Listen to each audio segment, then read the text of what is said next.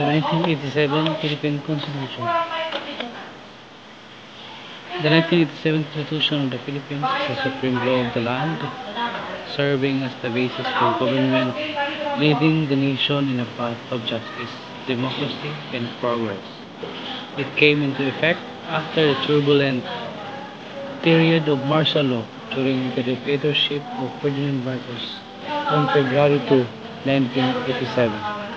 The Constitution was drawn from the collective effort and aspiration of the Filipino people who had been seeking a democratic and accountable government that would preserve their rights and help them live well. Preamble.